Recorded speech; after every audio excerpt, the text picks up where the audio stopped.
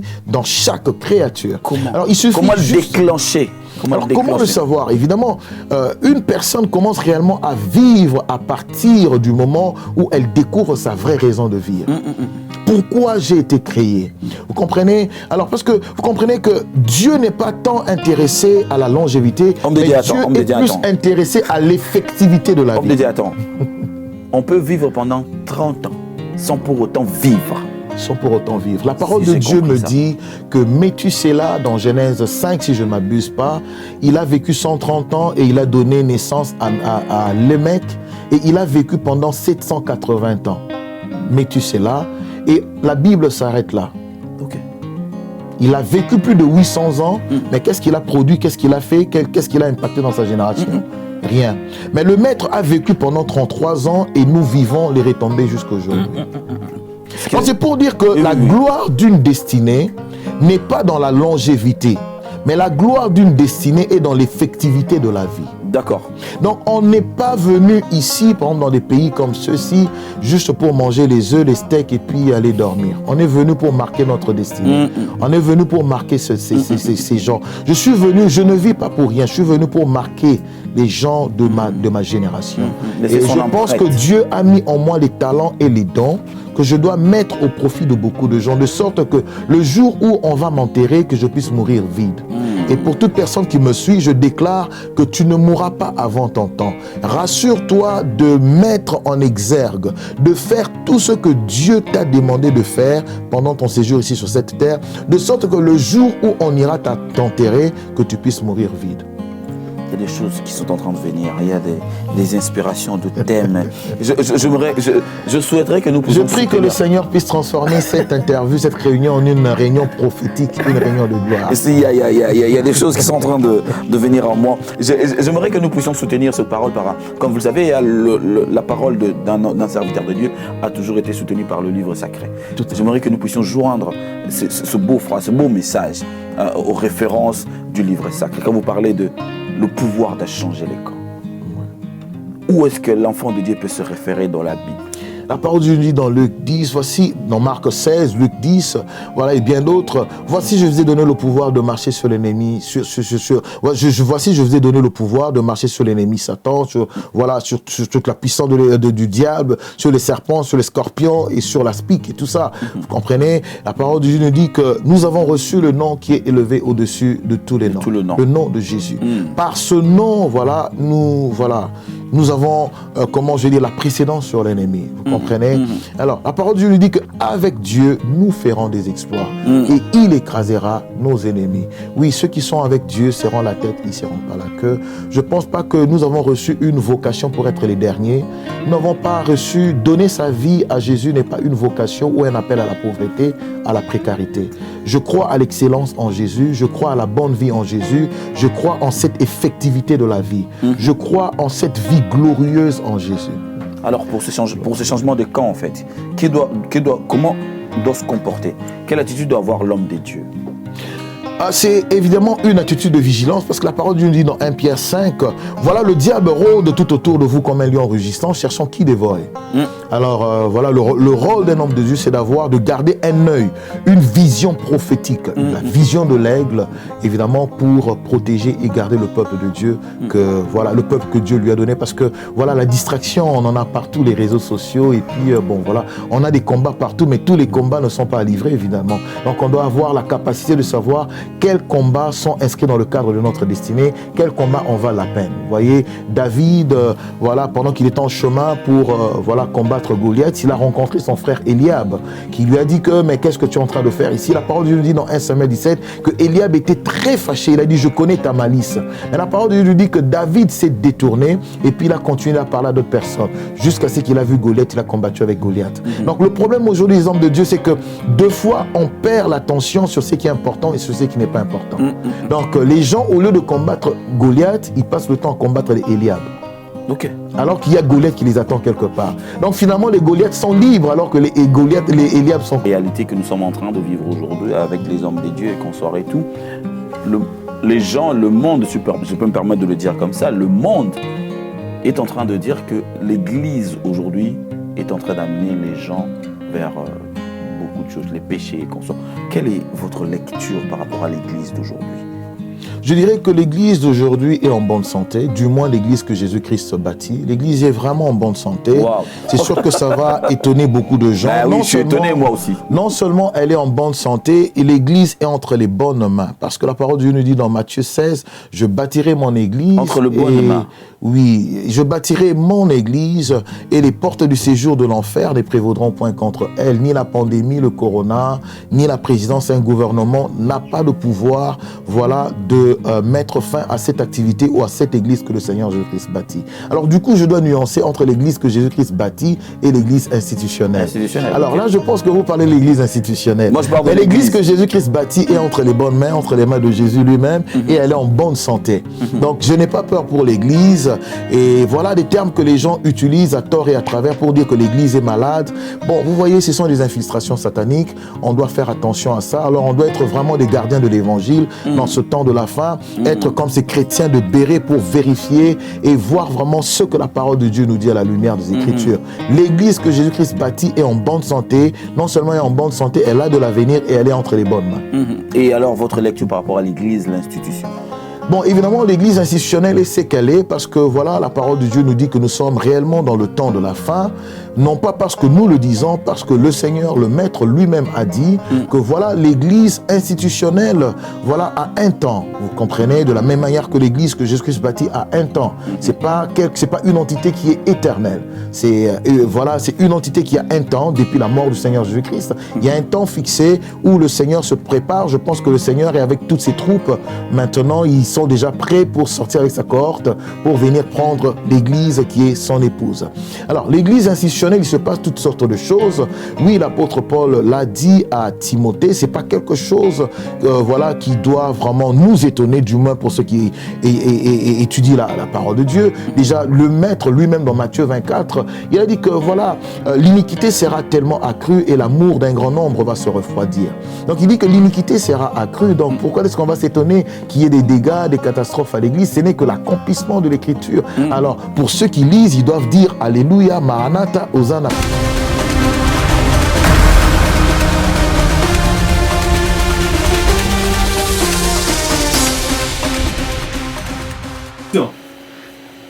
Comme vous le savez, ça a toujours été pour moi un grand plaisir de vous servir, bien sûr, au travers de cette émission en Poutuléo. Une fois de plus, nous sommes revenus chez vous à la maison, oui, parce que vous nous avez accepté, adopté. Nous venons chez vous avec de l'information, de la formation et de l'éducation. Bonjour et bonsoir, ça dépend de l'heure à laquelle vous allez tomber sur votre programme. Vous êtes en train de nous suivre, vous partez chez vous à la maison, ou encore vous partez au travail, vous êtes chez vous à la maison, ou encore vous nous suivez chez un ami, nous vous disons bonjour et bonsoir. Poutuléo revient encore une fois de plus, mais cette fois-ci, c'est pour vous apporter la bonne nouvelle. Vous le savez, c'est lui qui est le boss, le patron, c'est lui qui décide qui se réveille le matin, qui ne va pas se réveiller, qui va bénéficier de sa grâce, qui ne va pas en bénéficier, ou encore qui va en bénéficier, mais dans les jours à venir. Aujourd'hui, nous allons recevoir pour vous un ministre des dieux, un évangéliste qui nous vient de très loin. Je salue tous nos amis qui nous suivent depuis Canada, Ottawa, Montréal. Vous nous suivez, mais aujourd'hui, on va vous servir. L'homme de Dieu aimé va faire son entrée sur ce plateau.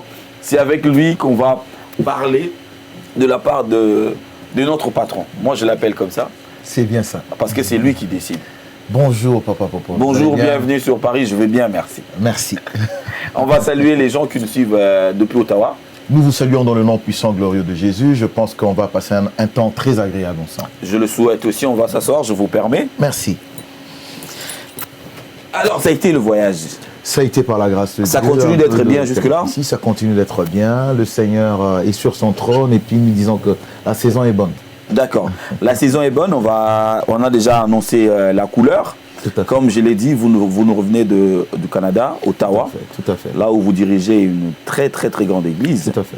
Et, mais j'aimerais savoir comment on se souvient, comment une personne peut se souvenir qu'il avait rencontré Jésus à 13 ans. À 13 ans, à l'âge de 13 ans, comment est-ce qu'une personne peut se souvenir avoir rencontré Jésus? Mais évidemment, j'aimerais premièrement dire que la rencontre avec Jésus est une expérience. Okay. Alors, on peut oublier un événement, mais c'est difficile pour nous d'oublier une expérience. Ok. Alors, l'important n'est pas tant de rencontrer Jésus, mais c'est plus d'être réellement impacté par cette rencontre. C'est ça le plus important. Et alors, comment est-ce qu'une personne peut se souvenir? Oui, comment ce souvenir ça remonte en fait. Comment ça sort de l'eau? Comment cette tête-là peut sortir encore? On s'est dit, tiens, j'avais rencontré Jésus à l'âge de 13 ans. Waouh. Mais à l'âge de 13 ans, vous savez, on dit toujours là où l'onction est passée, il faut faire attention parce que, bon, voilà, une fois, Élie avait ouvert le ciel et puis après, plus tard, il y avait des gens qui avaient essayé de se moquer de lui parce que le ciel était déjà ouvert, il a juste prononcé un mot. Cette fois-là, il n'avait pas besoin de prier parce que le ciel était déjà ouvert. Donc, voilà, le feu est descendu et ça fait le travail que ça fait. Donc, ce n'était pas le mont Carmel où il avait prié.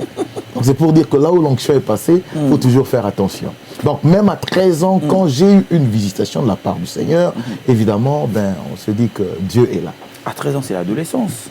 C'est l'adolescence. On est turbulé par l'âge, on est bousculé par l'âge. Bon, ce qui est par les événements du monde, par l'entourage. Vous avez tout à fait raison. Mais les choses de Dieu, vous savez, les choses spirituelles, ça ne fonctionne pas avec l'âge, ça fonctionne plus avec l'esprit. Okay. Comprenez, dans le cas de Jérémie, la parole de Dieu nous dit qu'il était prophète bien avant même qu'il ne puisse, connaître le jour de sa maternité. C'est pour ça qu'il a dit, dès le sein de ta mère, je te connaissais.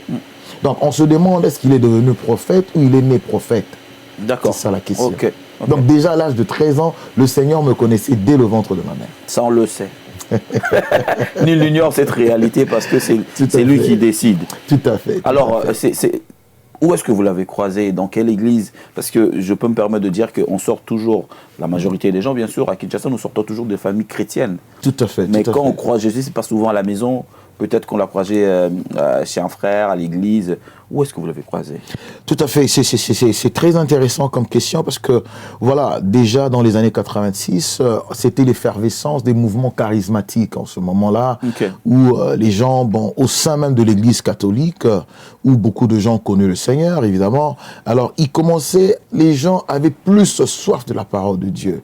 Et là, on se rappelle déjà les grandes campagnes de T.L. Osborne, voilà, de Reinhard Bonnke, et puis tous ces télévangélistes qui visitaient le pays et que le Seigneur a utilisé puissamment pour mettre le feu dans ce mouvement de réveil. Et voilà, donc il y avait ce mouvement qu'on appelait le renouveau charismatique déjà, qui était né au sein de l'église catholique. D'accord, je vois. Et évidemment, on a commencé à l'église Saint-François à Kitambo, Saint-Albert à ma campagne, et c'est justement à Saint-Albert que j'ai eu ma première visitation du Saint-Esprit à l'âge de 13 ans, quand j'avais donné ma vie au Seigneur. Je ne veux pas cacher quelle belle expérience. Je ne veux pas cacher ce qui me traverse l'esprit. Voilà. Mais franchement, j'ai eu à recevoir des hommes de Dieu ici. Mais dire qu'il a croisé Jésus à l'église catholique, c'est pour une première fois. Mais pourquoi ne pas le dire? Je pense que les dissimulations ne sont pas bonnes. Bon, premièrement, je veux dire qu'à une personne qui me suit aujourd'hui, c'est pas juste pour répondre, mais c'est aussi dans le but d'édifier la foi d'une personne, pour dire que Dieu n'a pas honte de nous rencontrer, même dans notre moment de faiblesse. Dieu ne se gêne pas de rencontrer quelqu'un, même dans une boîte de nuit. Okay. Dieu ne se gêne pas de rencontrer une prostituée dans son bureau de travail. Vous comprenez ce que je veux dire? Oui, je comprends bien. Donc, je suis Rahab, la prostituée. Mais pourquoi est-ce qu'à Jéricho, les hommes de Dieu, les espions, ne sont pas allés ailleurs pour se réfugier, mais ils ont plutôt choisi la maison de Rahab pour se réfugier, pour craindre la répression. Donc, c'est pour vraiment dire que la grâce de Dieu nous trouve et va nous chercher de n'importe où nous sommes. Et la spécificité de la grâce de Dieu, c'est qu'elle nous trouve dans le péché ou dans une situation de honte où on ne mérite pas. Mais la spécificité, c'est qu'elle ne nous laisse pas là où elle nous a trouvés. Ouais. Il faut qu'il y ait transformation. Il faut qu'il y ait transformation. Évolution. La grâce m'a trouvé là où j'étais. Évidemment, je n'ai pas honte de le dire. À l'église catholique, c'était le moyen que Dieu avait choisi au cours d'un mouvement renouveau charismatique. Il y avait une forte effusion du Saint-Esprit. Je me rappelle, c'était encore à l'esplanade de l'église Saint-Albert à Bensek à ma campagne, pour ceux qui savent. Et c'était vraiment une expérience extraordinaire. Il y avait de parler en langue, il y avait des guérisons, il y avait des délivrances en ce moment-là, parce que c'était vraiment la naissance de l'église de réveil vers ces années, quoi qu'on a commencé vers les années 70, mais vraiment les gens avaient une expérience avec le Seigneur. Le mouvement venait de voir de naître, bien sûr. Ouais. Et vous avez intégré le mouvement et tout. Mais à 15 ans, 2 ans après, on vous laisse l'idée, le prière chaque matin. Tout à fait. Qui avait pris ces risques-là? C'est, premièrement, pour revenir encore un tout petit peu en arrière, c'est sûr qu'on suivait les parents à l'âge de 13 ans, mais en suivant les parents, justement, voilà, le Seigneur a permis que cette rencontre puisse avoir lieu. Et puis, bon, déjà, moi, je dois le dire que je n'ai pas connu une jeunesse comme tout le monde, en tout cas. Comme je moi, n'ai pas par exemple. connu la vie en tant que telle. Donc c'est vraiment une grâce que le Seigneur m'a fait. C'est pour cela qu'aujourd'hui, les gens qui me voient en tant que pasteur peuvent dire que on te voyait déjà marcher dans ce sens-là. D'accord. Et déjà à l'âge de 9 ans, 8 ans, 6 ans, il y avait déjà des prophéties dans ce sens-là que cet homme est un serviteur de Dieu. Et déjà à l'âge de 15 ans, je n'attendais pas forcément qu'on puisse aller à l'église. Et déjà à l'âge de 5 ans, on a commencé les prières matinales vers 4 heures. On se réveillait, on était dans les rues, on encourageait les gens à venir. Levez-vous, je me le Seigneur souviens rentre, de cette époque-là. donnez votre vie au Seigneur Jésus-Christ. Et c'est ce qui est plus intéressant, Paul. Où est-ce qu'on allait se rencontrer? On n'allait pas se rencontrer à l'église. Ok. On allait se rencontrer à un grand débit de boissons à Kitambo, je veux taire le nom, mais pour ceux qui sont des années 70, 80, ils savent de ce bar que je parle. C'était dans un débit de boissons. Le matin, après que le bar est fermé à 3 heures, nous, on se réveillait à 3h30, faire les rues, réveiller les gens. Et à 5h, 4h, on se réveillait, on priait de 5h à 6h dans ce bar, et puis les gens commençaient la journée. Pas possible. C'est pas possible. Dieu fait les choses à sa manière. À sa manière, franchement. Dieu fait les choses à sa manière. Vraiment à sa manière. Et moi, personnellement, je ne suis pas limité par les barrières. Je suis prêt à aller partout pour emmener l'évangile. Alors, je veux revenir sur s'il faut aller dans une boîte de nuit pour aller emmener l'évangile, je vais aller dans une boîte de nuit pour emmener l'évangile. Ça, c'est une phrase que j'ai entendue une fois sortir de la bouche du prophète Didier Ndili. Il a dit une fois, parce qu'on avait posé une question sur le mode de vie qu'amène actuellement. Nous saluons le prophète Didier Ndili en passant de là où il est, que le Seigneur puisse le bénir. Ouais, on avait posé une question par rapport au mode de vie qu'amène aujourd'hui, qui est en train de mener aujourd'hui le prophète Denis Lessi. Il a répondu à cette manière, il a dit, si c'est Dieu qui l'envoie faire ça pour gagner 2 âmes, je l'encourage. Tout à fait. Quand vous avez répété la même phrase, ça me revenait à l'esprit. Alors, à 15 ans, vous avez eu la charge de diriger le matin. Tout à fait. Comme je venais de le poser tout à l'heure, c'est qui vous a accordé cette chance? C'est qui a décidé? C'est qui a vu en vous cet esprit, cette leadership? Je pense que c'est plus le zèle de l'évangile qui nous animait en ce moment-là. Et en ce moment-là, c'était pas tant le désir de se faire connaître, parce que de toute manière, il n'y avait pas de réseaux sociaux, il n'y avait personne pour te voir, il n'y avait pas d'affiches. Mais voilà, c'était quelques frères avec qui on priait. Voilà, on se retrouvait dans le quartier. C'était des moments de prière improvisés. Et voilà, il y a eu l'initiative qui est née, parce que voilà, on reconnaît un leader dans sa capacité de conduire les gens.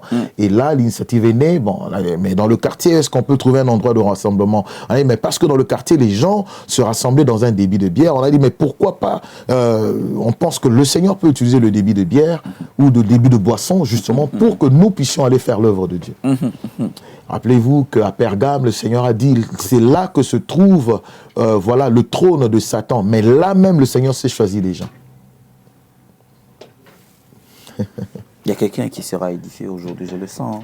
Amen. Je crois on aura de la matière aujourd'hui. Vous êtes évangéliste, vous êtes pasteur, vous dirigez une église. Mais je retiens 1 Corinthiens 15, 14. Pourquoi vous l'avez retenu? Pourquoi ce passage-là est gravé chez vous, en fait? Voilà, c'est un passage qui est très intéressant parce que l'apôtre Paul est vraiment un apôtre unique dans son genre, dans sa manière d'apporter l'évangile et surtout cette particularité d'avoir emmené l'eschatologie à un niveau que même les apôtres qui l'avaient précédé n'avaient pas. Alors il dit dans 1 Corinthiens 15, 14, « Et si Christ n'est pas ressuscité, notre prédication est donc vaine et votre foi est aussi vaine. » C'est important parce que c'est la base de la foi. Si Christ n'est pas mort, si Christ n'a pas été enseveli et ressuscité, notre prédication ne sert à rien. Pourquoi je dois le dire? Parce que la parole de Dieu nous dit que la vie et la mort est en nous. Mais si la parole de Dieu, elle-même, elle nous dit encore dans Matthieu 10, n'ayez pas peur de ce qui peut tuer le corps sans pour autant tuer l'âme. Ouais. Alors parce que la vie est parce que la mort est une réalité, nous devons comprendre que autant la mort est une réalité, la vie aussi est une réalité. Tout à fait. Et la vie n'est pas une théorie, la vie est une personne et elle est dans une personne. Et cette personne vit en nous. Et si tu n'as pas cette vie, cette personne peut vivre en toi. Si aujourd'hui les fidèles de Dieu peuvent retenir par rapport à ce passage-là, ils peuvent retenir quoi par rapport à ce passage-là? Que Christ est vivant, il est assis sur son trône. Il n'est pas assis sur son trône pour passer des vacances, mais il intercède en permanence en ta faveur. Toi qui pries, toi qui pleures en ce moment, Christ est assis sur son trône. J'aime bien le dire dans ma langue, mais de peur que d'autres personnes ne puissent l'entendre, mais je dis qu'il est assis sur son trône et il intercède en notre faveur. Gradué en sciences de santé à Ottawa, de la santé, à Ottawa, à l'université de l'Ottawa. Ouais. Vous avez étudié en Afrique et en Europe un peu. En Afrique et puis en Europe. C'est là-bas où voilà. Mais la science de la santé, Dieu vous a dévié pour faire la science de l'esprit. Tout à fait. Est-ce que ça arrive de moments où vous vous dites que je devrais quand même faire ça, j'ai ça dans la tête comme connaissance, mais je fais pas ça, je fais ça. Mais vous savez, la parole de Dieu dit que Dieu fait tout pour un but. Je bénis le Seigneur parce que ce n'est pas un temps perdu pour moi. Parce que la science de la santé, même si je n'ai pas en tant que tel opéré dans ce domaine, mais j'opère quand même dans ce domaine. Oui. Mais en esprit. Oui, en esprit. Parce que je suis un médecin. Santé, l'esprit. Ouais. Je me rappelle encore un jour où mon fils me disait à la maison qu'il y avait quelqu'un qui était malade. J'ai dit, mais il faut dire à ton école que voilà, papa peut guérir la personne. Et alors il dit, mais tu n'es pas médecin. J'ai dit, mais non, j'ai pas un titre de médecin en tant que tel de l'université d'Ottawa, mais j'ai un titre de médecin de l'université du ciel. Parce que par la grâce de Dieu, le Seigneur nous utilise beaucoup dans la guérison. Donc si le Seigneur a permis que nous puissions passer par la science de la santé, c'est justement pour comprendre le fonctionnement de l'homme et comprendre comment est-ce que Dieu peut faire ce que l'homme ne peut pas faire. C'est là que toute personne qui me suit maintenant, rien que par la foi, je prie que cette grâce de la guérison puisse t'atteindre parce que c'est par les maîtres sûrs de Jésus que nous sommes guéris. Je suis quelqu'un j'ai vraiment une colère sainte par rapport à la maladie. Homme de Dieu, je veux vous laisser nous expliquer ce que vous avez initié. Ça m'a retenu en fait, doxa. Je ne sais pas si je le dis bien. La doxa. La doxa. Tout à fait. C'est quoi la doxa? La doxa, c'est tout ce qui a trait à la gloire de Dieu. Voilà, la gloire, quand la parole de Dieu nous dit qu'à lui, le règne, la puissance et la gloire. C'est ça qu'on appelle en fait la doxologie. En fait, c'est la gloire qui est due à Dieu. C'est la gloire qui est rendue à Dieu, qui est réservée à Dieu. Donc, c'est ça la doxa. Et la doxa, on la retrouve dans plusieurs formes ou plusieurs, expressions bibliques qui expriment en fait toute la gloire qui est due et réservée à la seule personne de Jésus. J'ai aimé ce truc-là, la doxa. Je n'avais pas compris, mais c'était important pour moi de faire comprendre à tout ce monde qui sont en train de nous suivre parce que c'est souligné que vous l'avez initié. Mais ça, vous étiez inspiré à quel moment pour initier la doxa? C'est vraiment une inspiration divine parce que dans la ville où je suis à Ottawa, c'est sûr qu'on n'a pas beaucoup de réunions interconfessionnelles, en fait, je veux dire, qui réunissent plusieurs églises à la fois. Mais quand le Seigneur nous avait mis à cœur d'initier cette conférence dans le cadre de ce ministère Doxa, par la grâce de Dieu, on a pu réunir plusieurs personnes, plusieurs pasteurs au sein d'une même salle et on a prié pour les gens, on a eu des conversions et des gens qui ont été redirigés dans différentes églises. C'est pas forcément dans l'église où je prie. Et c'était ça justement le but de faire quelque chose en dehors de l'église, dans une salle d'hôtel. On pouvait réunir tout le monde. Et voilà, les gens de la rue, monsieur, madame, tout le monde qui était venu. On a prié pour eux, ils ont été bénis, ils ont été redirigés dans les églises. Évangéliste, interprète, chef de cellule, tout ça dont vous. Revivaliste, écrivain, et puis... Tout ça dans le même corps. Par la grâce de Dieu. Comment on parvient à séparer tout ça? Bon, c'est Dieu qui donne des talents, il donne des dons à qui il veut, comme il veut, mais je pense qu'il fait tout pour un but, et c'est par rapport à la destinée d'une personne. Parce que à nous tous, il a donné une destinée. Évidemment, quand je vois Papa Popol parler, je peux voir les grâces, la facilité, l'art oratoire, évidemment, l'art de conviction, même si je n'ai pas parlé avec vous pendant longtemps, mais tout ça, ce sont les dons, les talents que Dieu donne dans le cadre de la destinée qu'il a mis en vous. Parce que je pense que votre destinée est plus vieille que votre maternité.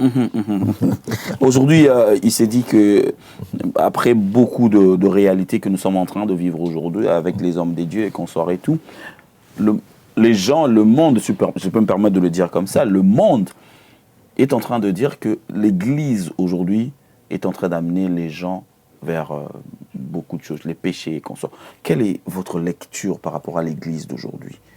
Je dirais que l'Église d'aujourd'hui est en bonne santé, du moins l'Église que Jésus-Christ bâtit. L'Église est vraiment en bonne santé. Wow. C'est sûr que ça va étonner beaucoup de gens. Ben oui, je suis étonné moi aussi. Non seulement elle est en bonne santé, et l'Église est entre les bonnes mains. Parce que la parole de Dieu nous dit dans Matthieu 16, « Je bâtirai mon Église. » Entre les bonnes mains.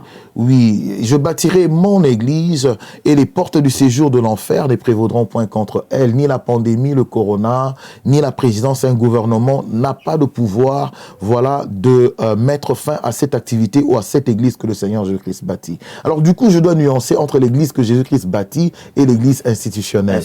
Alors là, je pense que vous parlez de l'Église institutionnelle. Moi, je parle de l'Église que Jésus-Christ bâtit est entre les bonnes mains, entre les mains de Jésus lui-même, et elle est en bonne santé. Donc, je n'ai pas peur pour l'Église. Et voilà des termes que les gens utilisent à tort et à travers pour dire que l'Église est malade. Bon, vous voyez, ce sont des infiltrations sataniques. On doit faire attention à ça. Alors, on doit être vraiment des gardiens de l'Évangile dans ce temps de la fin. Être comme ces chrétiens de béret pour vérifier et voir vraiment ce que la parole de Dieu nous dit à la lumière des Écritures. L'Église que Jésus-Christ bâtit est en bonne santé. Non seulement elle est en bonne santé, elle a de l'avenir et elle est entre les bonnes mains. Et alors, votre lecture par rapport à l'Église, l'institution? Bon, évidemment, l'Église institutionnelle est ce qu'elle est parce que, voilà, la parole de Dieu nous dit que nous sommes réellement dans le temps de la fin, non pas parce que nous le disons, parce que le Seigneur, le Maître lui-même a dit que, voilà, l'Église institutionnelle, voilà, a un temps. Vous comprenez, de la même manière que l'Église que Jésus-Christ bâtit a un temps. C'est pas une entité qui est éternelle. C'est, voilà, c'est une entité qui a un temps depuis la mort du Seigneur Jésus-Christ. Il y a un temps fixé où le Seigneur se prépare. Je pense que le Seigneur est avec toutes ses troupes. Maintenant, ils sont déjà prêts pour sortir avec sa cohorte, pour venir prendre l'Église qui est son épouse. Alors, l'Église institutionnelle, il se passe toutes sortes de choses. Oui, l'apôtre Paul l'a dit à Timothée, c'est pas quelque chose voilà, qui doit vraiment nous étonner, du moins pour ceux qui étudient la parole de Dieu. Déjà, le Maître lui-même dans Matthieu 24, il a dit que voilà, l'iniquité sera tellement accrue et l'amour d'un grand nombre va se refroidir. Donc, il dit que l'iniquité sera accrue. Donc, pourquoi est-ce qu'on va s'étonner qu'il y ait des dégâts, des catastrophes à l'Église? Ce n'est que l'accomplissement de l'Écriture. Alors, pour ceux qui lisent, ils doivent dire Alléluia, Maranatha, Hosanna, gloire à Dieu, parce que c'est la parole de Dieu qui s'accomplit. Tout à fait. Alors, pourquoi est-ce que les gens devraient intercéder pour que la parole du Maître ne puisse pas s'accomplir? L'Église est en train de traverser beaucoup de périodes de turbulence ces derniers temps. L'Église institutionnelle, bien sûr. L'Église institutionnelle, c'est bien dit, parce qu'on doit toujours nuancer, spécifier de quelle Église on parle ici. Évidemment, l'Église institutionnelle est en train de passer par beaucoup de choses, parce que ça a été prédit. Vous voyez, donc c'est une prophétie qui doit s'accomplir, c'est une prophétie qui est fixée dans le temps, et on est dans ce temps.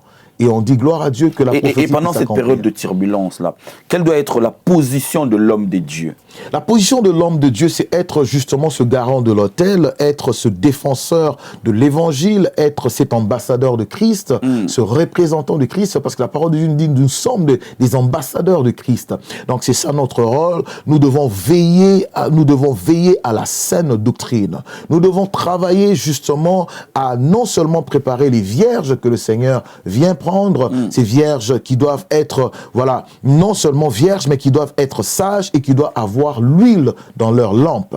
Vous voyez, donc, en ce moment où nous vivons, il ne suffit pas seulement juste d'être vierge, mais encore faut-il, voilà, avoir de l'huile pour que quand le Seigneur viendra, que nous puissions être... Je vais rester un peu sur ces sujets où l'Église est en train de connaître une période de turbulence, mais quelle doit être...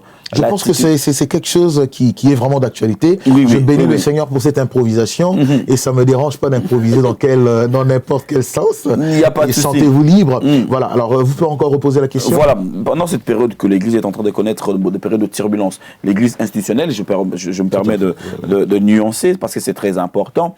Quel doit être le message que le pasteur, que l'homme de Dieu doit apporter aux fidèles? Le message de la parole de Dieu nous dit dans Luc 18, le verset 8, « Quand le Seigneur viendra, trouvera-t-il la foi ?» En fait, ce qui importe au Seigneur, c'est plus la foi que l'Église doit manifester. Encore une fois de plus, non seulement être vierge, mais aussi avoir de l'huile, de sorte que quand l'époux viendra, que nous puissions être en mesure de mettre l'huile dans la lampe pour que la lampe puisse s'allumer, évidemment, pour que nous puissions identifier le Messie. Voilà, parce que le Messie est à la porte, comme j'ai dit. Alors, ce sera un temps de vérité où on saura réellement qui est qui, et ça sera aussi un temps de surprise. Alors, en tant qu'homme de Dieu, notre devoir à nous, c'est vraiment d'être à l'écoute du Seigneur. Okay. C'est vraiment d'être à l'écoute du Seigneur et transmettre fidèlement le message que l'époux envoie à l'épouse. Pour dire que je suis à la porte, j'arrive. Cette réflexion nous amène à notre thème du jour. Le changement du pouvoir. Le pouvoir doit changer de côté. Vous pensez que le pouvoir est de quel côté? Bon, visiblement, dans l'église, dans cette église institutionnelle, si on doit encore entrer dans l'ecclésiologie, ou bien même dans la vie de quotidien des croyants, ben, on se dit que Christ est mort, il est ressuscité dans notre verset de 1 Corinthiens 15, 14, il est assis sur son trône, voilà.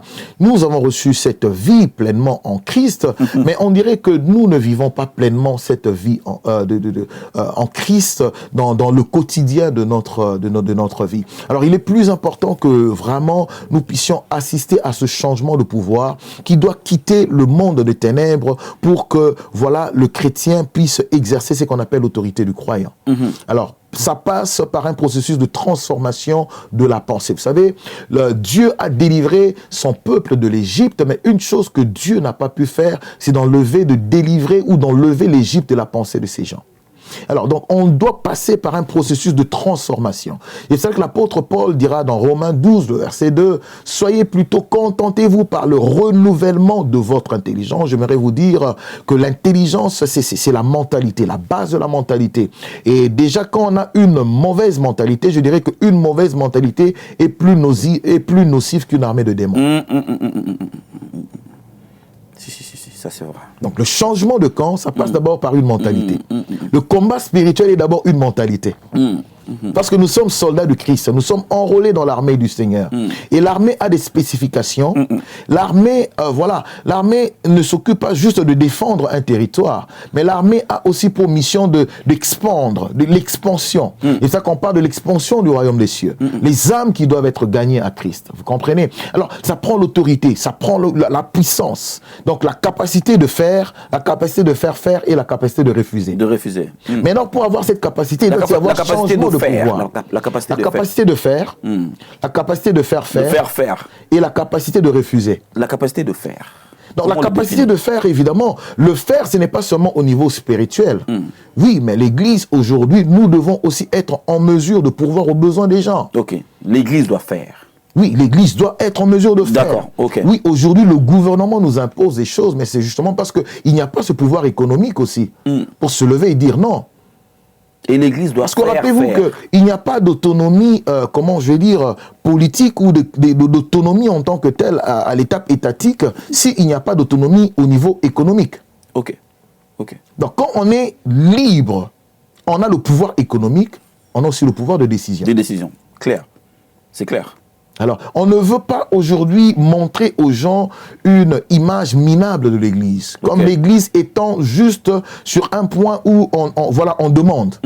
Voilà. Donc l'Église n'est pas minable, parce que le propriétaire de l'Église est riche. Ok. Vous comprenez? Ça, c'est vrai. Alors aujourd'hui, l'Église devrait être en mesure non seulement de travailler à l'élévation d'une élite qui va conduire les nations. Nous devons avoir une onction aujourd'hui, non pas seulement de produire les gagneurs d'âmes, les intercesseurs, mais une onction aussi qui va positionner les gens dans les assemblées nationales, dans les mairies et dans les préfectures. C'est pas un souci ça, dans les assemblées nationales, parce que chez nous au Congo, c'est un souci. Hein. Un homme de Dieu ne peut pas faire partie de l'Assemblée nationale. Bon, là encore, c'est un autre débat. Bah voilà. Parce que en fait, la politique, c'est la gestion de la cité. Ok. La politique, c'est la gestion de la cité. Et qui est-ce qui doit gérer la cité? Est-ce que la gestion de la cité doit seulement se faire entre les mains des païens? Ok. Parce qu'aujourd'hui, si on a des enfants qui sont dans les mairies, dans les préfectures, dans les hôtels de ville et tout ça, évidemment, c'est les lois qu'ils vont adopter, ils peuvent parler pour l'Église. Ils peuvent parler au nom de l'Église, ils peuvent faire prévaloir les intérêts de l'Église. Mais c'est justement ce qui nous manque aujourd'hui. On vient de développer, l'Église doit faire. Et l'Église doit faire faire. L'Église doit faire et l'Église doit faire. Ouais. Oui, parce que je vais vous donner un exemple. Au Nigeria, voilà, il y a une grande église, parce que je ne veux pas me mettre à donner le nom des hommes de Dieu et des églises, mais du moins pour ceux qui lisent, si je peux me permettre de le dire, le pasteur David Oyedepo, aujourd'hui, il y a quelques années, l'armée du Nigeria était en sérieuse difficulté et l'église, le pasteur, le chapelle de vainqueur, a donné l'argent à toute l'armée, a payé les tenues à toute l'armée et a donné la nourriture à toute l'armée. Okay. C'est un exemple. Aujourd'hui, l'Église au Nigeria a été en mesure de faire une très grande université avec une accréditation internationale. D'accord. Okay. Donc l'Église doit aussi être en mesure de produire les intellectuels, les futures élites de demain qui vont conduire nos nations. Donc l'Église doit aujourd'hui aussi avoir un mot dans les grandes décisions du pays. C'est ce que vous appelez faire. Le pouvoir de faire. Le pouvoir de faire. J'ai retenu. Alors, est-ce que vous... Je reste dans notre thème, en fait. On parle le pouvoir doit changer les camps, en fait. Le pouvoir doit changer le camp. Est-ce que vous pensez que l'Église est infiltrée? Oui, l'Église institutionnelle est infiltrée, parce que l'apôtre Jean a dit que, voilà, ils étaient du milieu de nous, ils ont quitté, mais en réalité, ils n'étaient pas des nôtres. Ok. Voilà, donc c'est pour dire qu'il y a infiltration, et même l'Église du Seigneur Jésus-Christ lui-même, elle-même était infiltrée. Ok. Alors, pour ce changement de camp, en fait, comment doit se comporter? Quelle attitude doit avoir l'homme de Dieu? C'est évidemment une attitude de vigilance, parce que la parole de Dieu dit dans 1 Pierre 5, voilà, le diable rôde tout autour de vous comme un lion rugissant, cherchant qui dévorer. Alors voilà, le rôle d'un homme de Dieu, c'est de garder un œil, une vision prophétique, la vision de l'aigle, évidemment, pour protéger et garder le peuple de Dieu, le peuple que Dieu lui a donné, parce que voilà, la distraction, on en a partout, les réseaux sociaux, et puis on a des combats partout, mais tous les combats ne sont pas à livrer, évidemment. Donc on doit avoir la capacité de savoir quels combats sont inscrits dans le cadre de notre destinée, quels combats en valent la peine. Vous voyez, David, pendant qu'il était en chemin pour combattre Goliath, il a rencontré son frère Eliab, qui lui a dit mais qu'est-ce que tu es en train de faire ici? La parole de Dieu nous dit dans 1 Samuel 17 que Eliab était très fâché. Il a dit, je connais ta malice. Mais la parole de Dieu nous dit que David s'est détourné et puis il a continué à parler à d'autres personnes. Jusqu'à ce qu'il a vu Goliath, il a combattu avec Goliath. Donc le problème aujourd'hui des hommes de Dieu, c'est que deux fois, on perd l'attention sur ce qui est important et sur ce qui n'est pas important. Donc les gens, au lieu de combattre Goliath, ils passent le temps à combattre les Eliab. Ok. Alors qu'il y a Goliath qui les attend quelque part. Donc finalement, les Goliaths sont libres alors que les Eliab sont combattus. Ok.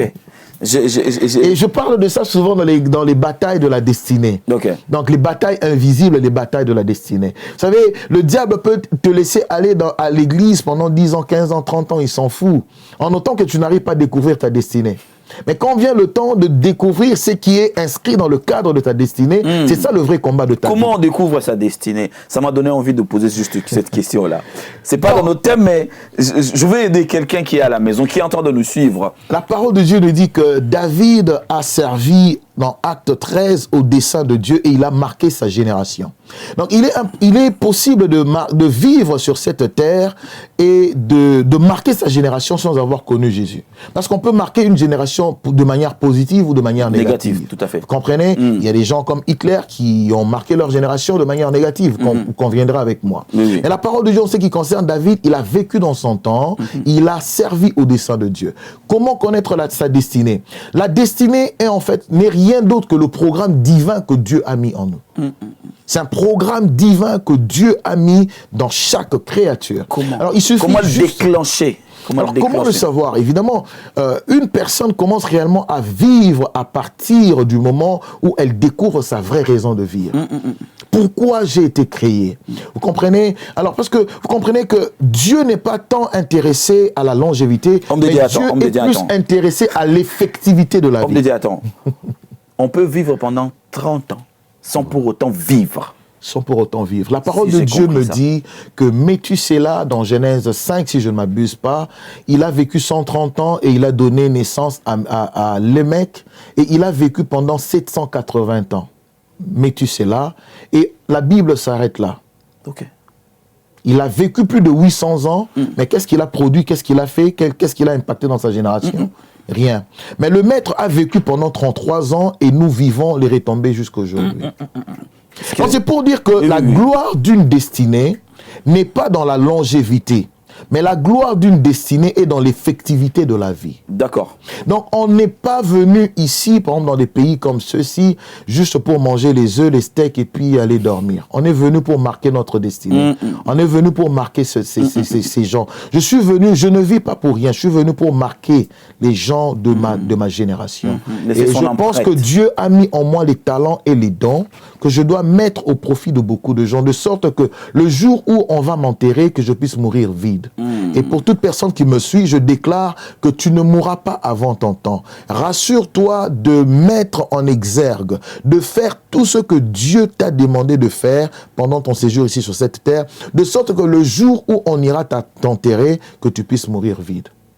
Il y a des choses qui sont en train de venir. Il y a des inspirations de thèmes. Je souhaiterais que nous puissions... Je prie que le Seigneur puisse transformer cette interview, cette réunion en une réunion prophétique, une réunion de gloire. Il y a des choses qui sont en train de venir en moi. J'aimerais que nous puissions soutenir cette parole. Comme vous le savez, la parole d'un serviteur de Dieu a toujours été soutenue par le livre sacré.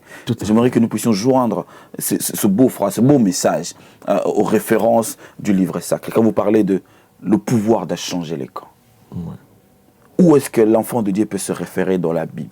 La parole de Dieu dit dans Luc 10, voici, dans Marc 16, Luc 10, voilà, et bien d'autres. Voici, je vous ai donné le pouvoir de marcher sur l'ennemi, voici, je vous ai donné le pouvoir de marcher sur l'ennemi Satan, sur toute la puissance du diable, sur les serpents, sur les scorpions et sur la spique et tout ça. Vous comprenez? La parole de Dieu nous dit que nous avons reçu le nom qui est élevé au-dessus de tous les noms. Le nom de Jésus. Par ce nom, nous avons, la précédence sur l'ennemi. Vous comprenez? Alors, la parole de Dieu nous dit qu'avec Dieu, nous ferons des exploits. Et il écrasera nos ennemis. Oui, ceux qui sont avec Dieu seront la tête, ils ne seront pas la queue. Je ne pense pas que nous avons reçu une vocation pour être les derniers. Nous n'avons pas reçu, donner sa vie à Jésus n'est pas une vocation ou un appel à la pauvreté, à la précarité. Je crois à l'excellence en Jésus. Je crois à la bonne vie en Jésus. Je crois en cette effectivité de la vie. Je crois en cette vie glorieuse en Jésus. Okay. Je crois en cela. C'est cela, le pouvoir doit changer le camp. Le pouvoir doit changer les camps. C'est un terme qui... C'est à quel moment que Dieu vous a inspiré ce thème? Si je peux me permettre de dire ce message, parce que c'est un message. Voilà, un homme de destinée, c'est un homme qui est révolté par tout ce qui se passe autour de lui. Comprenez, c'est quand même révoltant. Ça me fait triste de voir des gens qui sont en Christ pendant des années, mais qui continuent de croupir dans la souffrance. Quoique la souffrance fait partie itinérante de la vie d'un enfant de Dieu, mais ça doit être dans un cadre spécifique. Soit c'est les épreuves, mais même à ça, les épreuves ont une durée de temps. Il n'y a pas une souffrance qui n'a pas de fin. Ok. Je prie qu'une personne qui me suit puisse être révoltée par cela et chercher réellement le Dieu de la Bible, réellement. Pas le Dieu d'une dénomination, pas le Dieu d'une église, mais le Dieu de la Bible, le Dieu d'Abraham, d'Isaac et de Jacob, parce que le pouvoir doit changer le camp. Et je prie que cela ne puisse pas être juste un slogan, mais que ça puisse être un déclencheur, une révolution, une révélation dans la vie d'une personne, que la vie doit changer le camp. Le pouvoir doit changer le camp. Donc le pouvoir doit quitter le camp des sorciers de ta famille pour s'exercer dans ta vie. Pour que la décision te revienne. Donc, pour que la décision puisse te revenir, que tu puisses être en mesure de faire, que tu puisses être en mesure de faire, et que tu puisses vraiment être en mesure d'impacter ta génération. Parce que je pense que si tout le monde n'est pas bon dans tout, je pense aussi que tout le monde n'est pas mauvais dans tout. Un homme de Dieu, un enfant de Dieu doit vivre la prospérité. Il n'y a pas de mal à ça. On entend qu'on est en Christ. Il n'y a pas de mal en ça. Je ne crois pas à l'évangile de prospérité, mais je crois en un évangile qui rend prospère. Amen. Amen. Permets-moi, évangéliste. Allez-y, homme de Dieu. Permets-moi de revenir sur un thème. J'aime bien l'improvisation. Quand on va comme ça, sans quelque chose qu'on n'a pas préparé, j'aime bien. Il y a une place pour toi au palais. Il y a une place pour toi au palais. Il est où le palais? Oui, le palais, c'est ce domaine de prédilection que Dieu a mis en nous. Comme j'ai dit, je pense qu'une personne qui me suit en ce moment, peut-être que tu as échoué dans un domaine, mais je n'aimerais pas, parce que tu as échoué, ta vie n'est pas un échec. Ok. Ce n'est pas parce que tu as échoué dans un domaine que ta vie est un échec. Ce n'est pas parce qu'un chapitre du livre est mauvais que tout le livre est mauvais. Là où tu as échoué, c'est peut-être un chapitre de ton livre qui n'est pas bon. Mais ça ne veut pas dire que si le chapitre est mauvais, que la conclusion sera forcément mauvaise. D'accord. Donc le Seigneur est l'auteur des histoires qui commencent bien et qui terminent dans la gloire. Même si le développement n'est pas bon. Mais tout ce que je sais, c'est que ta vie, si tu es en Christ, la gloire t'attend au-devant de toi. Yeah. Il y a une place pour toi, il y a un trône réservé pour toi. Pourquoi? Parce que je le dis, parce que le Seigneur a donné des dons et des talents à toute créature. Alors, connaître la destinée, comme je dis, c'est le plan divin, c'est la révélation du futur. C'est juste question de découvrir qu'est-ce que Dieu a mis en moi pour que je puisse mettre ça en valeur. Et il y a une personne qui dit que le pasteur parle bien, peut-être que moi je parle bien, mais peut-être que toi tu écris bien. D'accord. Peut-être que toi, il y a quelque chose que tu fais bien. Donc je pense que tout le monde est excellent dans un domaine donné.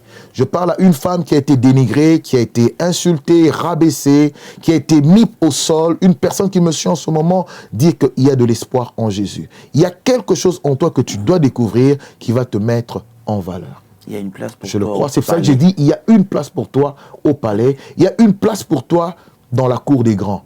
Je crois que tes superviseurs, tes managers, tes directeurs peuvent devenir tes collègues demain. Je le crois. Amen. Amen. Ça, c'est très profond. Le message est passé pour quelqu'un qui est en train de nous suivre en direct de chez lui ou partout où il se trouve. Vous suivez Pouteleux, mesdames, mais c'est comme on vous l'a toujours dit que cette émission, c'est une émission ouverte pour tout le monde. Et aujourd'hui, voilà, nous sommes bénis de recevoir l'évangéliste et l'homme des dieux ici sur ce plateau qui nous revient de très, très, très, très, très loin. Et j'espère que ce message est passé directement et ça touche les enfants de Dieu, le fidèle, partout où ils se trouvent. Mais j'aimerais que nous puissions faire comme ça une différence spirituelle entre... Parce que c'est vrai que quand vous venez de dire tout à l'heure, un enfant de Dieu doit vivre le bonheur, doit vivre le succès, doit tout vivre. Mais il a droit à cela. Il a droit. Parce que déjà, c'est son père. Il doit en bénéficier. Il a droit. Donc voilà. Mais qu'est-ce qui se passe quand quelqu'un ne vit pas ce succès-là dans le domaine spirituel? Alors, c'est possible qu'on puisse parler de ce traficotage spirituel. Vous comprenez? Donc, voilà. D'aucuns parleront en termes d'étoiles. Des gens qui ont été étouffés ou quoi que ce soit, il y a un traficotage quelque part et c'est ça qu'il y a un travail qui doit être fait. La personne doit être premièrement exposée à la lumière de la parole de Dieu et être exposée à la puissance de Dieu. Puissance de Dieu. Parce que Paul dit qu'il nous a délivrés du royaume des ténèbres et il nous a envoyés dans le royaume de lumière. Donc on a besoin de la puissance. J'aime bien la puissance. La puissance, oui. Est-ce que la réussite doit forcément apporter le succès? C'est une très bonne question et si on peut philosopher un tout petit peu dans ça, parce que voilà, souvent on a tendance à confondre le succès et la réussite. On peut bien avoir le succès sans avoir réussi. Alors, deux fois la réussite selon les hommes n'est pas forcément la réussite selon Dieu. Donc que Dieu puisse se faire grâce. J'aimerais juste parler à une personne encouragée. J'aime bien encourager les gens. Bon, d'aucuns m'appellent motivateur. Non, homme de Dieu, passe servir dans ça aussi. Passe pas. Ça passe pas. Je reviens parce que ça m'a gratté là. Dieu. On peut réussir et ne pas avoir le succès. Il est possible de réussir et sans pour autant être connu. Voilà des hommes. Voilà, je suis David. Tout ce que je faisais, c'est que j'étais dans la brousse. Laissé aux animaux. David était connu des animaux, mais il n'était pas connu des hommes. Jésus a connu. Mais il était connu de Dieu. Jésus a connu les deux, en fait. Donc son palmarès, c'était un palmarès des ours, des lapins, des bêtes, des moutons. C'est là où il régnait. Mais il ne savait pas que, en fait, Dieu le préparait à quelque chose de grand. Il n'était pas connu des hommes. Il pouvait ne pas avoir du succès, être connu sur Facebook, sur YouTube, mais Dieu le connaissait. Je veux dire à une personne que là où tu es, Dieu te connaît. Les hommes peuvent ne pas te connaître, mais Dieu te connaît. Et Dieu a un temps pour tout. On peut avoir le succès sans pour autant connaître la réussite? On peut avoir le succès des hommes sans pour autant réussir. Il est possible. Comment on explique ça? Oui, on peut régner, on peut continuer de régner pendant que Dieu nous a déjà rejetés. C'est possible. Donc, le succès, ça peut être l'acceptation des hommes. Ça peut aussi être ça. Vous comprenez? Tout comme le succès peut être la réussite ou l'atteinte de ses objectifs. Mais si moi j'ai des objectifs personnels qui n'ont rien à voir avec les desseins de Dieu, avec la volonté de Dieu, je peux aussi bien atteindre mes objectifs sans pour autant satisfaire aux exigences de Dieu. Je pense que cette parole puisse vraiment encourager un homme de Dieu et nous encourager tous à travailler à l'atteinte des objectifs que Dieu nous a a fixés, les objectifs que Dieu m'a donnés, Dieu ne va pas m'évaluer par rapport au pasteur, je donne juste des noms comme ça au hasard, par rapport au pasteur David, Dieu ne va pas m'évaluer par rapport au pasteur Jacques, mais Dieu va m'évaluer par rapport à la mission qu'il m'a donnée. Alors vous comprenez, aujourd'hui à l'église, nous vivons ce fait de compétition, le conformisme, le copiage, et du coup on assiste au manque de l'authenticité. Il y a cette perte de l'authenticité et l'église en souffre beaucoup. Je veux rester authentique en moi-même. Je ne veux pas reproduire la vie d'un autre homme de Dieu en moi, dans mon ministère. Je peux bien apprendre des autres ministères, mais mon ministère à moi a une spécificité et je ne suis pas complexé quand je suis devant d'autres hommes de Dieu. On peut avoir le succès, mais Dieu nous a déjà rejetés. On peut aussi bien avoir le succès, on peut être connu sur Facebook, on peut être connu sur YouTube. Deux fois, les gens me disent, mais pasteur, tu parles bien, mais ce que tu fais, c'est comment Dieu t'utilise. Mais on ne te voit pas sur Facebook, on ne te voit pas sur YouTube. Mais gloire à Dieu, parce que voilà, Dieu met sur mon chemin les gens qui font que je puisse être là. Si je suis aujourd'hui, ce n'est pas par ma propre initiative. C'est évidemment par l'initiative d'un homme de Dieu que je salue et que je remercie beaucoup. Que Dieu bénisse le prophète Didier Ndili. Et moi, je pense qu'il y a, par rapport à ce que vous venez de dire tout à l'heure, vous pouvez avoir le succès et être déjà rejeté par Dieu. Je me permets de rester encore sur ça, parce que j'ai remarqué, ça c'est mon analyse personnelle, j'ai remarqué beaucoup d'hommes de Dieu, des hommes de Dieu, pardon, et commencent à compter leur carrière pendant leur période de succès. C'est comme si avant, Dieu n'opérait pas en fait. C'est quand est-ce qu'un homme de Dieu peut se dire « Maintenant je suis assis et que j'opère au nom de Dieu ». C'est une très bonne question, mais voilà, c'est sûr que la réponse peut m'attirer voilà, des réactions de la part de beaucoup de détracteurs. Mais qu'est-ce que j'allais dire? J'ai perdu le fil de mes pensées. Mais vous savez, un vrai aveugle dans la vie, ce n'est pas forcément celui qui manque des yeux pour voir dans la vie de tous les jours. Mais un vrai aveugle de la vie, c'est celui qui n'est pas capable de voir sa destinée.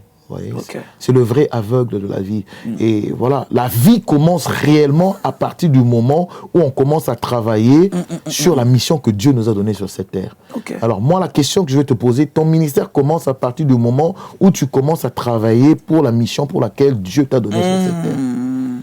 Donc il y a des gens qui font l'église depuis 30 ans, 40 ans, mais en réalité, ils n'ont pas encore commencé à travailler pour Dieu. On peut vivre 30 ans, mais on n'a pas encore commencé de vivre. C'est ça que le Seigneur a dit. Beaucoup viendront, diront que, mais n'est-ce pas que nous avons fait des conférences, des séminaires, nous avons chassé des démons en ton nom. Les gens ont été guéris par nous. Mais c'est pour cela que nous allons même comprendre le but des dons, en fait. L'objectif des dons. En fait. On comprend que quand Dieu veut guérir quelqu'un, il va guérir. Voilà pourquoi il est important de se situer, de se mettre là où on doit Dieu est souverain. Donc, nous ne sommes que des instruments, des simples instruments que Dieu utilise en son temps. Et puis, bon, quand il a fini, voilà, il passe à autre chose. J'aimerais te retrouver encore une fois de plus pour parler de la destinée, parce que c'est important. Je crois qu'il y a quelqu'un qui est en train de nous suivre, qui souhaite vraiment qu'on reste dans la destinée. Comment le découvrir, comment le protéger. Et surtout parler des détails de la destinée, des batailles, des guerres de la destinée, parler d'une armée, en tant qu'armée, qu'est-ce qu'on peut faire, et c'est quoi qu'on peut faire, en fait, pour vraiment... C'est pour ça qu'on parle, en fait, de ce changement. Le pouvoir doit changer de camp. En fait, c'est dans le cadre d'un livre que je prépare, pour ceux qui m'entendent déjà, justement pour parler de ça. En fait, dans le cadre de cette église glorieuse que le Seigneur vient prendre, voilà, il nous a donné tous des destinées fortes pour faire partie de cette église glorieuse. Alors, dans le cadre de cette destinée, pour que les choses que Dieu a mis en nous pour ressortir sur cette terre des hommes, il y a des combats. D'accord. Parce qu'il y a des gens qui ne sont venus dans le monde que pour combattre des destinées fortes. C'est ça qu'on parle des guerres de destinée. Et pour qu'il puisse y avoir cette guerre, il doit y avoir changement de pouvoir, pour que les destinées fortes puissent s'accomplir. C'est un peu le fond de ma pensée. Il y a l'étape, mesdames, messieurs. Je n'aimerais pas que vous puissiez rater cet homme de Dieu. J'aimerais que vous puissiez le suivre désormais sur Congo Révolution. Vous allez le suivre de temps en temps avec des prédications vraiment bien élaborées, avec beaucoup de détails. Et je vous donne promesse, je vais rester derrière lui pour que nous puissions parler en long et à large de changement de camp, de pouvoir. Les pouvoirs doivent changer de camp. Mais la destinée, on doit comprendre, parce que ce qui m'a retenu, on peut commencer de vivre sans pour autant vivre. Sans pour autant vivre. La vraie vie commence à partir du moment où on commence à réaliser ce pour quoi on a été créé.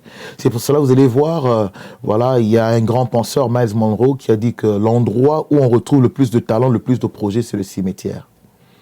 Ok. Pourquoi? Parce que beaucoup de gens mourront avec leurs projets, des projets qui n'ont jamais été réalisés, des livres qui n'ont jamais été écrits, des entreprises qui n'ont jamais été faites. Et nous bénissons le Seigneur pour le cadre comme ça, parce que quelqu'un a compris le but de sa mission, la raison pour laquelle il a été créé, pour créer des cadres comme ceux-ci, pour nous permettre de parler. Que Dieu puisse bénir cette entreprise dans le nom de Jésus. Amen. Pasteur, parle-nous de l'église à Ottawa.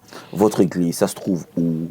L'église à Ottawa se trouve au 2285 boulevard Saint-Laurent, unité C2. Nous nous retrouvons les mercredis, les vendredis, samedis et dimanches. Et vous pouvez nous atteindre, on va nous aider avec la régie, au 613, donc 01 613 261 8863, 01 613 261 8863 pour des moments d'édification et de partage, des moments de prière et d'impactation. Je ne saurais pas répondre à la question d'une personne qui est en train de me suivre s'il me pose la question de savoir où est-ce que je peux suivre les prédications du pasteur avant Congo Révolution, bien sûr. Est-ce qu'il y a des prédications de référence où on peut te retrouver sur YouTube, Facebook et consorts et tout? Par la grâce de Dieu, on compte travailler voilà, d'arrache-pied avec Congo Révolution, qu'on veut prendre comme partenaire. Et sinon, on peut nous retrouver sur Facebook dans notre page CEP Résurrection Ottawa. CEP Résurrection Ottawa. En passant, je salue toute la famille CEP Résurrection partout dans le monde, l'apôtre Douglas. Et voilà, donc dans notre page CEP Résurrection Ottawa, sur Instagram, CEP Résurrection Ottawa. Et voilà, nous sommes en train de travailler sur notre chaîne YouTube et aussi bientôt, comme on a dit, sur Congo Révolution. Voilà, merci beaucoup à vous qui nous avez suivis du début jusqu'à maintenant. Que Dieu bénisse notre sponsor légal qui est Kenji Sono, à travers de notre frère à Trésor Yaba, qui continue de faire confiance à cette émission Mpoutoulio. Pasteur, je vais vous permettre de saluer madame, les enfants. Je salue ma très chère épouse, Sheda, Kakassi, mes enfants, Grace Eliora, Réginande, Évangélique, que Dieu vous bénisse et que Dieu bénisse tous mes enfants spirituels à l'église CEP Résurrection Ottawa. Je vous aime beaucoup. Et pendant vos séjours ici, ça, c'est la question qui... Quelqu'un m'a inspiré à la maison. Mais il est où ici? On peut le retrouver où ici? Il va prêcher où? Nous serons chez le prophète Didier Ndili ce dimanche déjà de 10h à 13h à Saint-Denis. Donc soyez nombreux à nous rejoindre là-bas et que Dieu vous bénisse abondamment. Chez le prophète Didier Ndili, oui. 57-61 rue de Vaujour. Rue de Vaujour. À Livry-Gargan. Rue de Vaujour. Venez. On va parler d'un grand thème. Ça sera de quelle heure à quelle heure De 10h à 13h. 10h à 13h. Ok. Donc vendu mais jamais consommé. Je pense qu'il y a une parole pour toi dimanche. Vendu mais jamais consommé. Que Dieu vous bénisse. Ça, on va le développer après. Ça, partez à l'église. Donc, je vous donne l'adresse de l'église 57-61 rue de Vaujour à Livry-Gargan, des 10h à 13h pour ce dimanche. Vous allez retrouver l'homme de Dieu. Ça a été un grand plaisir pour nous de te recevoir sur ce plateau. Le plaisir est partagé, papa. Merci infiniment. Merci, papa Michel. Merci, papa. Voilà, merci. Et nous espérons qu'on va se retrouver encore pour développer d'autres. Le plaisir est le mien. Voilà, bon séjour sur Paris. Bonjour à tous les Parisiens, à tous les Canadiens. Voilà. Donc, mesdames et messieurs, c'est la fin de cette émission Mpoutoulio. Ça a été pour nous un grand plaisir d'animer cette émission avec mon invité. Moi, je vous retrouve très prochainement pour un nouveau numéro de Mpoutoulio. Ça sera avec un autre invité. D'ici là, portez-vous bien. Que l'Éternel nous protège. Amen.